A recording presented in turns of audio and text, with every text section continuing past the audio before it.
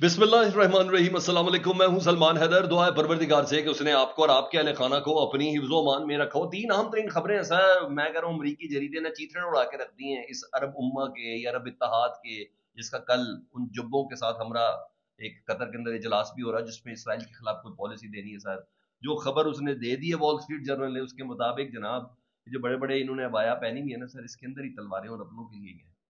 ये मेरी एक स्टोरी है। उसके अलावा सर इमरान खान साहब से मुतलिक तो पाकिस्तान की अवाम की दिलों की धड़कन तस्वुर होते सर, एक अच्छी खबर है अदालती फैसले से मुतलिक।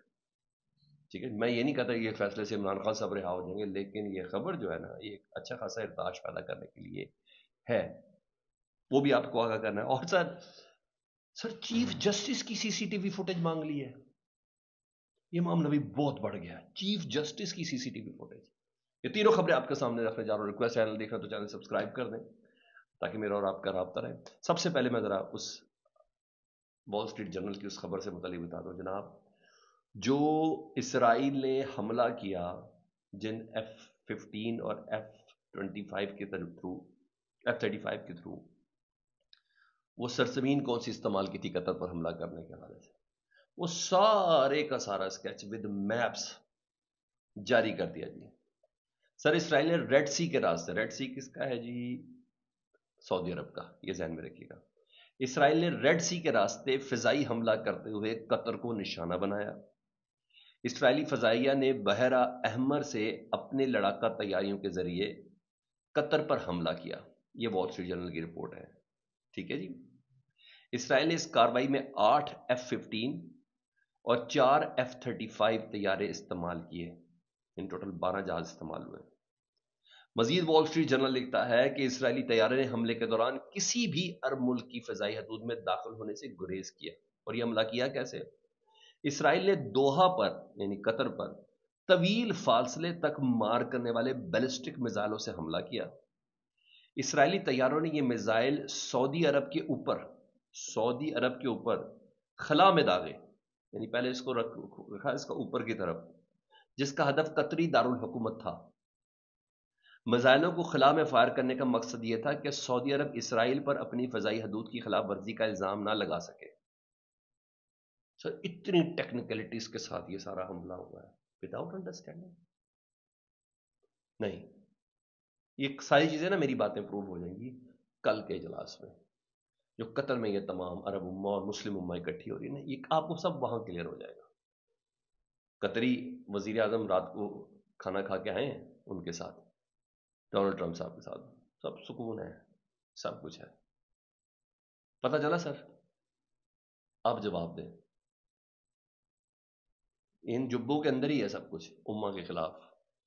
काश इन्होंने जब यमन पे हमला हुआ था इतनी गैरत दिखाई होती, उस वक्त भी तो सारे इन्होंने सारी चीजें दी थी ना, एयर स्पेस अपनी दी थी। सुने सर, वॉशिंगटन पोस्ट से बात करते हुए इसराइली हुकाम कहते हैं कि मोसाद ने हमास के रहनुमाओं को निशाना बनाने के लिए पहले जमीनी कार्रवाई की मनसूबाबंदी की थी। Mossad Israeli intelligence agency, Israeli हुकाम के मुताबिक मोसाद ने हमास के रहनुमाओं को निशाना बनाने के लिए जमीनी कार्रवाई की मनसूबाबंदी की थी, लेकिन इसे अमली जामा पहनाने से इनकार कर दिया। इस वजह से इसराइल को नाकाम फिजाई हमला करना पड़ा। मोहम्मद अब्दुल रहमान अल सानी से मुतल्लिक खबर यह है कि वही अफजारी बातें उधर मौजूद थे अक़वाम मुत्तहिदा के इजलास के अंदर भी। मैंने कहा कतर अकेला नहीं है, इसकी सलामती मिस्र और पूरे अरब दुनिया की सलामती है। और अपनी तकरीर के बाद अक़वाम मुत्तहिदा के मिस्र के नुमाइंदे उसामा बिन अब्दुल हक से मुलाकात की और हाथ मिलाया। बस इससे ज़्यादा कुछ भी नहीं है। कोई गैरत बैरत जलाल चलाल, वो गजवात वाली, वो मजहबी, वो इस्लामी, कुछ भी नहीं है सर, कुछ भी नहीं है। न तेल निकालो इस्तेमाल किया और कुछ भी नहीं किया जी। बहरहाल इसराइली हुकाम ने तस्लीम किया है कि कतर में हमास के रहनुमाओं पर जो कार्रवाई है उनको नाकामी हुई है। ये वाशिंगटन पोस्ट रिपोर्ट कर रहा है जी। ये तमाम चीज़ें जी। हमारा बाकी आप हाल आपको बहुत अच्छे से पता है। हमारे सदर साहब भी चले गए, अब सिंध में सैलाब है, बिलावल साहब भी चले गए चाइना, और ये इनका बड़ा लंबा टूर है। आप हमारी हालत देख लें, हमें बड़े अच्छे से इस बात करना है। हाँ, इवन हमारे वजीर आजम साहब, शहबाज शरीफ साहब कहते हैं कि जो बिल शिल माफ़ करवाने हैं ना, बिजली के बिल, उन्होंने कहा ये IMF से पूछना पड़ेगा, IMF की इजाज़त है। और सर मैं कह रहा हूँ इनके ان کے ٹور شروع سے آئی ایم ایف کا کوئی مسئلہ نہیں تھا.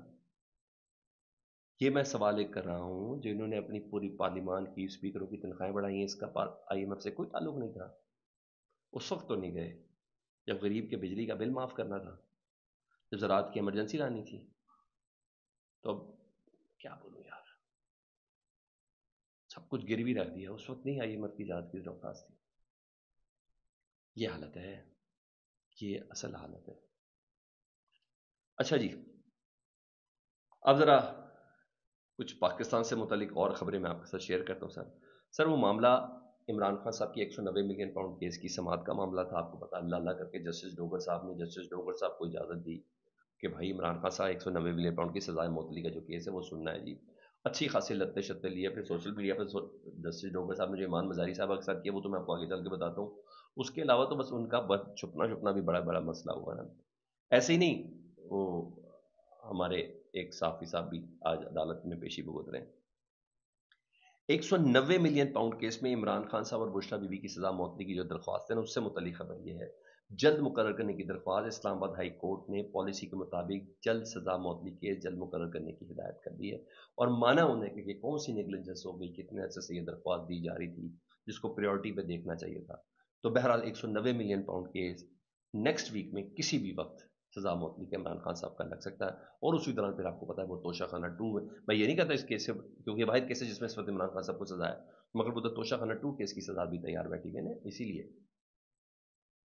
تو یہ ایک اہم پیش رفت ہے عمران خان صاحب کے وکیلوں نے، اور اسپیشلی سلمان صفدر صاحب کا. یہ بہت بڑا سٹیپ ہے جی، بہت بڑا سٹیپ ہے. شہباز رانا صاحب سے متعلق خبر ہے کہ کسی جج کی بیوی کے حوالے سے وہ معاشیت کو دیکھتے ہیں، وہ بڑے انٹرنل خبریں دیکھتے ہیں، جس کی بنا پر آج بھی عدالت میں پیش ہے. جج نے وارنٹ گرفتاری تک جاری کر دیے تھے ان کے.